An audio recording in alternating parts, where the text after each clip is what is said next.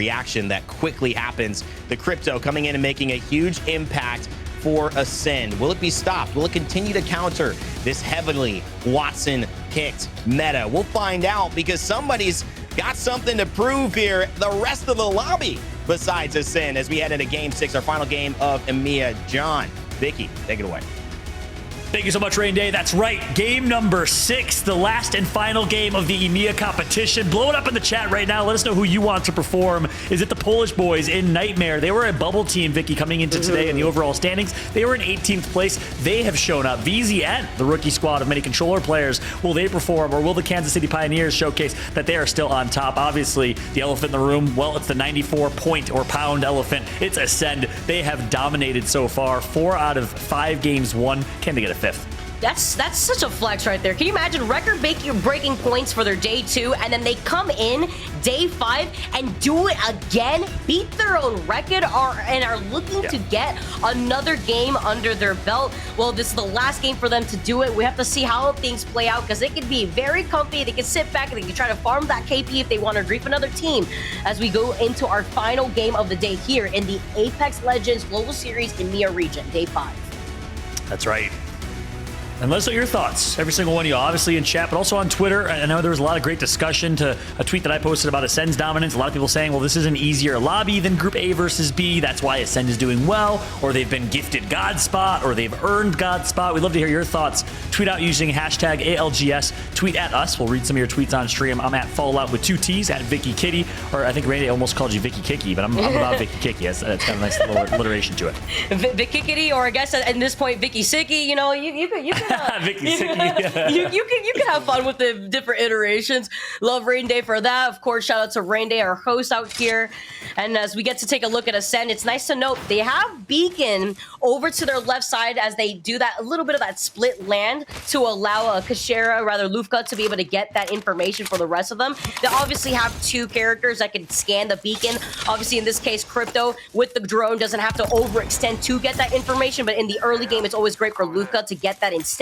So that way you got Kashera right next to Postal to get the loot that they need over in staging before they make their next move to rotate over to the north side of the map, because this circle is going to be pulling towards the north. That's right. Once again, a northern circle, which means Ascend, well, they'll have a chance to rotate early here from staging where NRG drops in North America. Ascend's been taking that spot for themselves. It's going to be more of a northeastern finish here than the northwestern finish we saw last game. So that means a lot more snow, maybe a little epicenter, maybe a little climatizer. We'll see where the zone ends up pulling. But teams like Aurora will have a chance to rotate quick alongside Fire Breathers and others. And in Gaiman, Gladiators actually will have a chance to fight on edge and maybe get some kill points that they so desperately need. And that's a big story here in Game 6 as well. The teams that are far behind in standings, expect them to play a lot more aggressive on edge. Expect them to grief a few teams because they know they need the points. I'm so glad you bring up Gaiman, because you mentioned how some people were wondering, well, you know what, this lobby's easier, so that's why Ascend is doing so well. Well, Gaiman in the lobby that they played against a group versus Group B, they were the team that was topping over the overall leaderboards over IG. And in this case here, Ascend still remains consistent in their own respective group. Gaiman struggling a lot, though, I believe, overall sitting in 17th place. That's why they need to try to get that KP if they could actually do so. Landing over in Lava Siphon, though, does mean that they do get that middle beacon, so they have circle as well, the circle information rather, to know where they need to rotate, as well as some great evil shields to work with, and the replicator. Like we mentioned before, though, actually, the replicator did change up just a few hours ago. We got the 2-time scope in the replicator, the purple extended heavy mag, and I believe the purple helmet and the purple backpack to work with.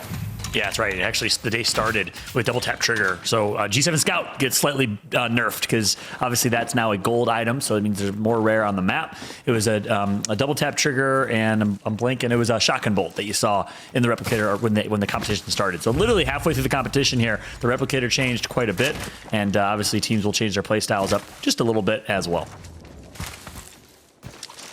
Tuning into Heroes, we can see them still rocking the Newcastle, the Watson. Heroes being the only other team, by the way, today to get a game that isn't Ascend. They got game number 3 with 5 kills. Ascend still got top 3 in this situation, and Heroes was able to third-party Ascend versus Nightmare in that final fight. Now, looking at Ember, though, it looks like there was a Skyward Dive that was used earlier on, and Ember is now trying to pinpoint where they landed. Pioneers over on the other side. Look at these Watson fences laid out, truly making a statement out here, letting other teams teams know, well, we've already taken up this space. Good luck to you if you try to claim this land from us.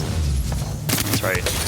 Early charge rifle action from KCP. We said all eyes on them. Oh my goodness. Strafey for almost a max 87 damage right there. Nightmare Esports goes down to the hands of Phoenix Legacy already. So the Polish squad, former champs in Limik and co, former Kick Esports, they are eliminated after, again, back-to-back second place finishes. They were in top 5 in the overall standings going into game 5. Well, now they're out of this lobby, and this will be a disappointing showing for them versus how they performed and started in Stormpoint.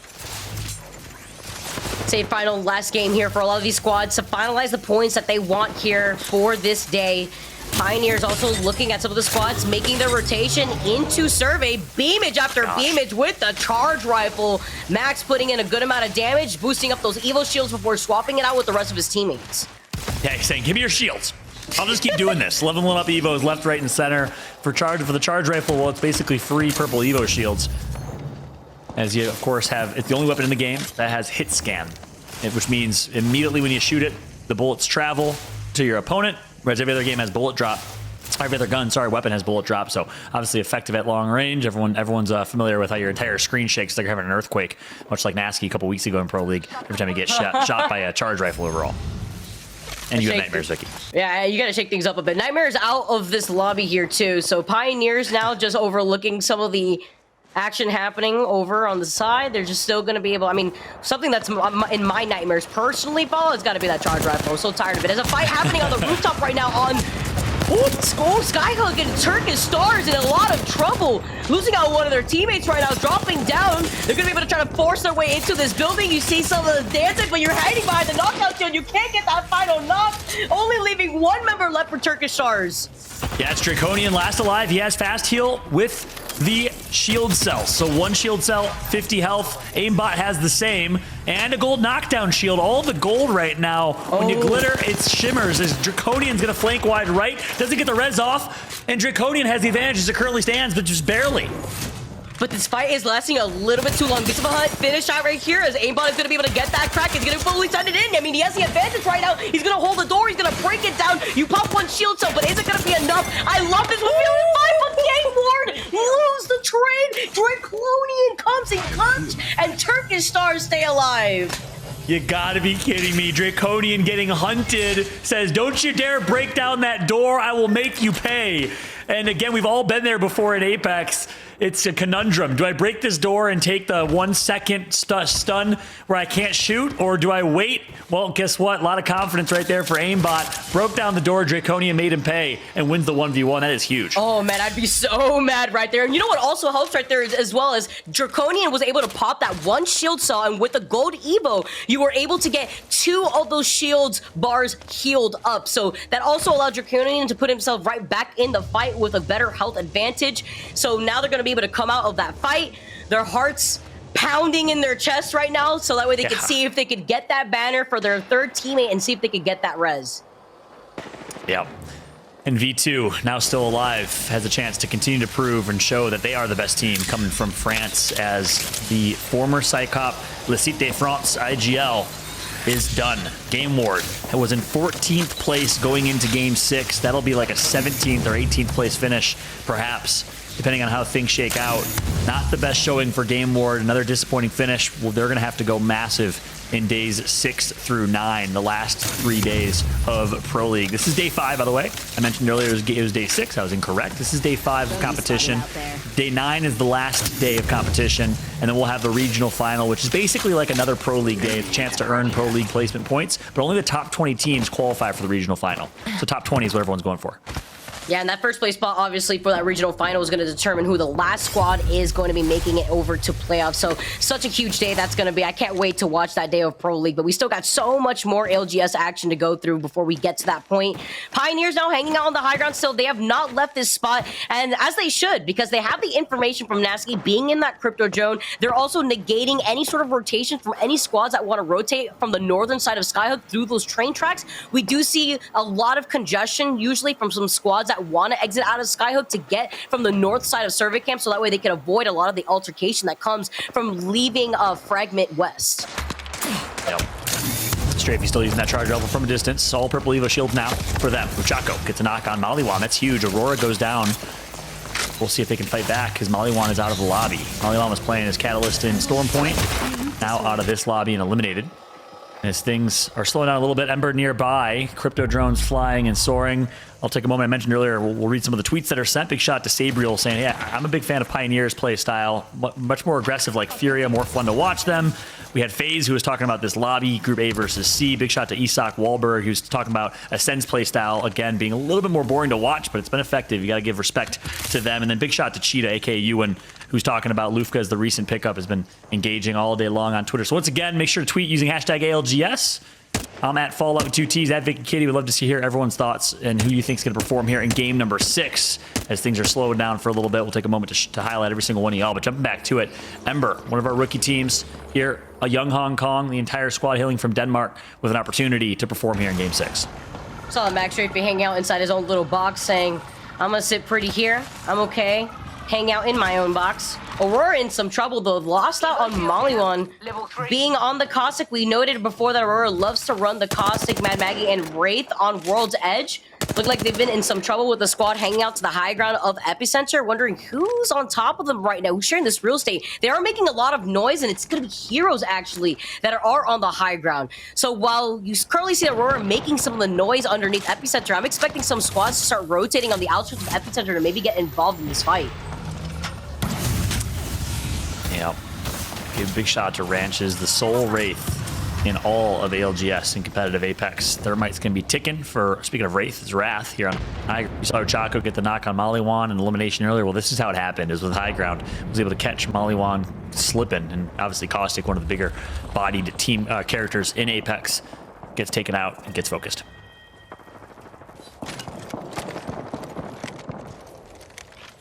We're now making the rotation over to the side. You see the Wraith portal available for Ranches. They're going to hold on to that before making their next move because they don't want to be in the line of sight of Heroes who are on that high ground. The moment that Aurora have to start rotating in, they could get pinched by a squad that's already holding on to the outskirts of this open field and then get stuck in the line of sight of Heroes. So they're just looking for an opportunity as Aurora playing off the low ground right here. Here comes Heroes dropping down.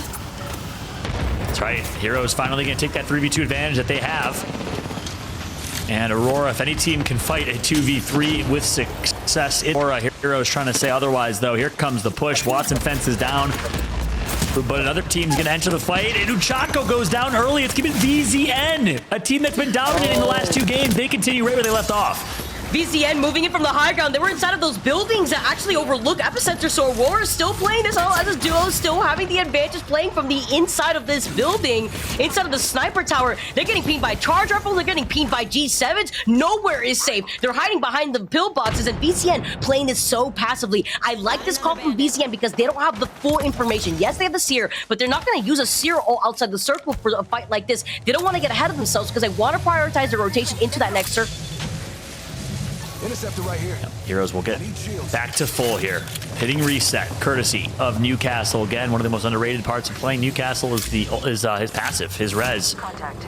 Aurora not able to capitalize on the knock for Uchako to try and get revenge, so they're going to have to back out and reset. 17 squads remain as the 3 Muppets get eliminated, make it 16 in our game number 6. Ranches barely gets the shield bat off and needs to somehow, some way, find a way to turn this horrible situation as a team of 2 into a top 3 finish if they want some more Pro League points. What's unfortunate here is Aurora's game plan in Epi was to get the res onto Maliwan, but they were denied that opportunity between Heroes and BZN. So instead of trying to overextend and risk that for themselves, they just ended up turning around saying, all right, the circle's going to be closing in soon. Let's not make any more noise than we should. We're going to back up and we're going to be able to try to maybe get a res elsewhere. BZN also backing up, understanding that they didn't have the advantage that they wanted, so they didn't want to fully send it onto a fight that they didn't have all the information for. Yeah, they didn't have all the information, and there's 2 other teams, right? So they risk pushing one, they're getting third-partied, pushing the other, getting third-partied, let alone 4th or 5th parties that come through from other teams. So, one would say, obviously, it's a chance. You get a knock. The other team's down to 2. If they would have had that intel, maybe they would have pushed, that they had a 3v2v2. But instead, they like their chances. They like their positioning. Ultimately, they have a great spot right now. Why give that up? I like that decision not to play. Yeah, I like their positioning here, too. They have the slight high ground over all the other teams that are already in survey camp that have taken up the buildings inside of there, too. See some of the squads playing on the mouth side of the train tracks that lead outside of Skyhook. It's going to be Scars that have been having a pretty tough day versus V2 right now. V2 losing out on 2 now in this situation. Can Joke fall away? See, LZ Kadan now going to be able to back away. You see the grenades getting tossed in his direction, right in his face. The missile storm as well. Scars aren't going to fully push in just yet. Kadan manages to pull off the res. I don't even know how. And Joke is still alive. Yeah. Zinedine Zidane, reincarnated here in Apex Legends, survives, last alive for his team. And here we go. He's going to turn and absolutely melts one, but immediately gets damaged right after. Accidentally hits the med kit. Not what you want right now. Barely survives by the hair on his chin. Finally gets taken out. And just like that, V2, both French teams eliminated in this one. I believe Heroes, another French squad, is damaged as well. Heroes in 4th place right now. They need a big, big game because they're in last place in the overall Pro League standings, 30th overall. And I think they are down to 1 or 2. GG. Gaiman also taken out by Totem. 2 of them at least. Totem has had Gaiman's name basically this entire day. Totem has had them in their sights and has claimed their heads every single game basically at this point, I feel like. Ascend inside of this building though, as we take a look at where the circle is going to be pulling, I just want to highlight that's exactly where KCP predicted the circle to end. That's exactly where they placed themselves from the very beginning of the game. So this is going to allow KCP to really strive if they're aiming for those placement points. Yeah, that's a good point. Kudos to KCP. You also got to give kudos to Ember. They rotated right alongside them on that just north of them. So Ember and KCP best positioned here overall. They take both of those little crevices on the north side of the map, right by the train tracks. Ascend, well, they're not currently in zone. They're going to have to hit a rotation.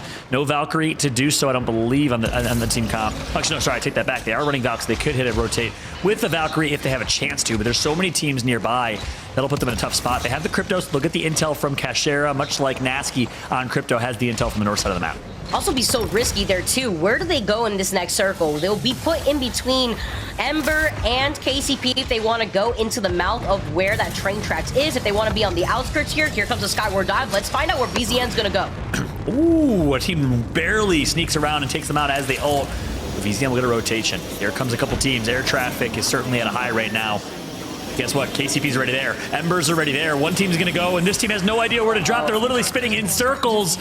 Mayday right now for VZN as they drop quite literally in the middle of no man's land. Here comes an ultimate. Where do I throw it? I don't know. VZN trying to find something to do. Finally decides it's to their left, but they find a little moment of respite. They'll have a chance to heal back up as I say that VJ down to 10 HP. You already know that the chaos is going down in those comms the moment you see that black hole looking left, right, VJ going down, Zane getting the crack, black hole getting sent out, the gravity lift as Scars gets cleaned up. That's going to be Bitfix as well, cleaning them up over to the side. You see those 30-30 shots being taken over as Zane is going to be able to dance around this fence line right here. He's going to be able to find some of these shots to the car, but he's low on ammo. Yeah, they're literally playing a game of free-for-all right now. Zane and Nags just flying around trying to make the most of what they got, which is not a whole lot. Zane, with shield swaps for days, finds a way to sneak into the top 7, and here comes an opportunity to flank one team. Again, just wants to be as little and quiet as possible right now, pick up any KP that he can, Rampage in his hand, and still has 1 or 2 shield swaps to work with. Bitfix gets taken out. That's going to be 6 squads left in this lobby. It's Ascend, Ember, Forge, Pioneers, Fire Beavers, and VZN, which is Zane left as a rat, the only rat left in this lobby versus an entire lobby full of 3-player squads. Zane and Nags, the British duo, playing with VJ from Iraq, somehow still alive. Zane last alive to Rat. KCP, we called out how great the rotation was early on. Well, they still are so well poised, well positioned. Here comes Ascend, trying to take God spot, and they're going to. They're going to go wide right and absolutely just steal like a thief in the night. Ascend with an opportunity needs to get these kills, and they do. But is KCP going to third party though? Yes, they will. No, No, they're just utilizing the EMP coming in. Actually, the EMP coming in for KCP to now capitalize. They get the cracks, they get massive shots one by one as they fall. Ascend need to sit down. I don't even know how they're still alive at this point. KCP finally cleaned them up, and KCP capitalized on the situation that gave them free KP when Ascend wanted to force their way into the space that Ember was sitting in. Yeah, and speaking of force, I mean, Ascend absolutely forced their way and stole God's spot. KCP capitalizes and says, okay, we'll take it from here. VZN, well, the last rat alive, he gets taken out. Zane in 4th place, though. Kudos to him, ratting his way to a top 4 finish. And now it all comes down to 3 more teams. It's Forge, KCP, and the Fire Beavers. Fire Beavers really need this here, too. They're playing up the low ground. They're trying to ease their way into this next circle. They don't want to get sandwiched right now, but they get called out first. Forge actually call them out, KCP out of the fray. This is KCP's game to earn right now, and they're playing off the sideline, so they know that this other squad has to go into their line of sight.